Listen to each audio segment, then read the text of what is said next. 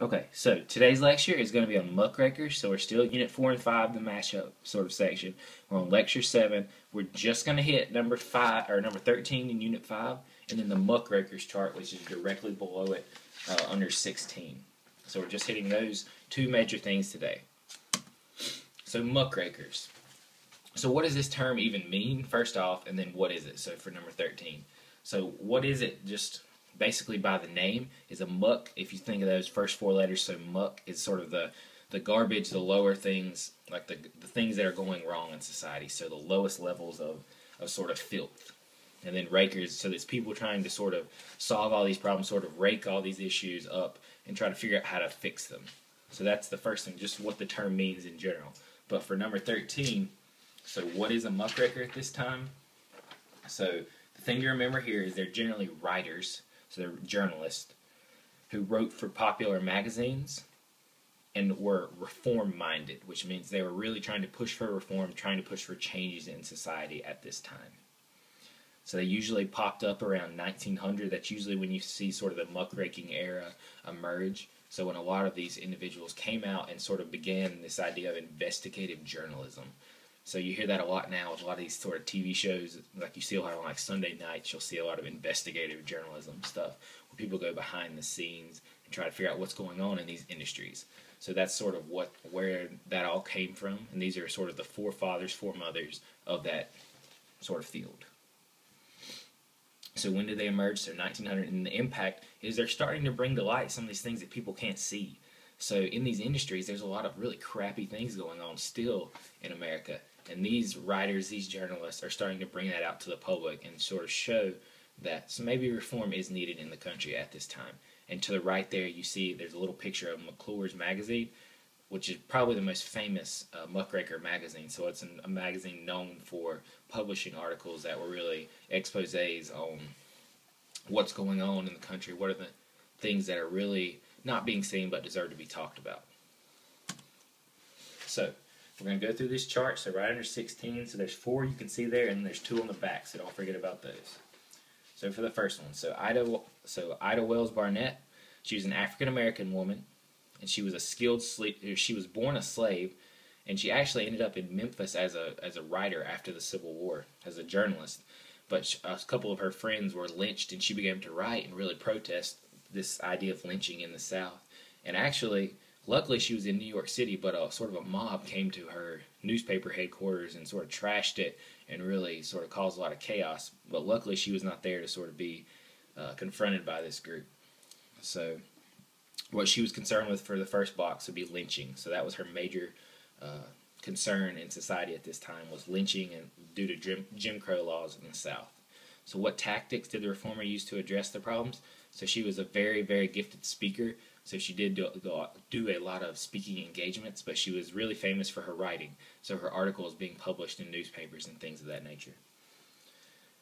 So for the third box, so what impact did this reformer's actions have on American society? So the first thing is it brought lynching to light. So people had sort of heard about it, but now she's really starting to document this in the South and how it's really becoming a problem. African Americans are being lynched for very, very small reasons, such as failure to pay a debt on time and things like that, that could result in lynching. And she also just sort of brought to light the power of the pen. So this idea of you can make a lot of impact with just writing, with showing people what's occurring. So what groups directly benefited from the reformer's action? So she was a leading member of the NAACP. So really trying to fight for civil rights for African Americans, really trying to advance that group of people to a more fair status where they could actually succeed in the U.S. So Ida Tarbell, we're going to move on to her. So she was another journalist. She specifically worked for McClure, so that magazine we talked about just a minute ago. What was she concerned with? So for the first box, she was really targeting big business, monopolies, oil companies, sort of this idea of all these big businesses coming together, sort of taking control over the economy, over the country. So what tactics did she use? She was also, since she was a journalist, she really relied on articles, so newspapers, to really push her ideas, and she was also a big investigative journalist, so really trying to get behind the scenes and find out what's going on. So what impact did she have? She was actually, her writing led to Rockefeller and his Standard Oil Company being broken up. So Rockefeller and his Standard Oil Company were taken to the Supreme Court, basically deciding whether he was a monopoly, and eventually it was broken up because of her actions. She wasn't specifically involved with the case, but sort of she brought to light a lot of the issues that these people who eventually broke up the company used to do so. So the next one is Upton Sinclair. So this is a really famous one. He wrote we'll learn a lot more about him. Upton Sinclair, the Time magazine, so based in New York, called him a man with every gift except humor and silence. So this was a very suspicious guy, really was concerned with what was going on behind the scenes, who was being sort of taken advantage of, had a lot of conspiracy theories, really was just concerned with what sort of the negative sides of society. Well, how was society being negatively affected by a lot of these big businesses? But what we need to know for him, so for the first box, so what industry was he really concerned with? Was the meat packing industry, or the meat industry. So what tactics did he use? Since he was another journalist, he relied on articles, books, and films, but the thing to really remember with him was a book called The Jungle. So that was his major book trying to show the problems with the meatpacking industry, specifically in Chicago at this time. So what impact did this reformer's actions have on American society? So the first thing was he reformed the meatpacking industry because a lot of his writings led to the Pure Food and Drug Act. So this idea of things that are dealing with food and drugs should be regulated. The government should be able to have a little bit of say and determine like what is safe, what is not. Because at this time there was a lot of negative things going on in this industry. So he was talking about in the meat industry how there was sort of rat droppings or rats everywhere, and sort of this was mixing in with the meat and all these really disgusting things that were occurring that were really unsanitary. So what groups directly benefited from his actions? So the FDA. So you see this a lot on anything you eat or drink or pretty much anything now you can buy. So it's the Federal or the Food and Drug Administration. So this is the regulative body that sort of determines what things are safe and what things aren't. So the next one is Jacob Riis. So we talked about him earlier with immigration. So what he was concerned, so he was a photographer, a journalist. What he was concerned with was the impoverished lower classes and immigrants, specifically in New York City, and he was really sort of disgusted by Tammany Hall. So he was really dealing with new immigrants in the country and their really deplorable conditions. So what tactics did he use? So we've already seen some of his work, but this main tool he used were photos or photography to sort of show people visual images of what is occurring. So what impact did this reformer's actions have on American society? So he was one of the first people who could really provide visual evidence of poverty that affected a lot of these new immigrants, a lot of lower classes in these big industrial cities. So he could show people the negative side of all this money being made by big business. What group directly benefited from reformer's action? So the field of photography was definitely benefited because he was one of the first guys to use flash photography. So before, you couldn't get a lot of these images because photography was really sort of basic. It had to be very posed. A lot of extra things had to be done to get a good picture. But his flash photography allowed for previously dark, sort of dingy pictures to become able to tell what they are. So the last two, so Jane Addams, so she was actually the first American woman to win the Nobel Peace Prize. So it sort of showed what the world thought of her actions, what sort of her contribution to society. So what she was concerned with was the treatment of new immigrants. So we've already talked about her, so this should be a review. What tactics did she use? So this was the lady who started a lot of settlement houses. Specifically, the one to remember with her is the Hull House in Chicago. So a place to help new immigrants educationally and sort of vocational training. So really provide them assets to help them in their new lives.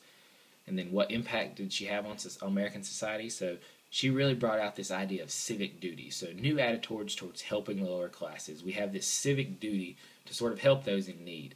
It's not always sort of their fault that they're in these situations. And she was providing sort of these nets to catch people who were falling through the cracks and could eventually end up in much worse conditions. So what groups benefited from her actions?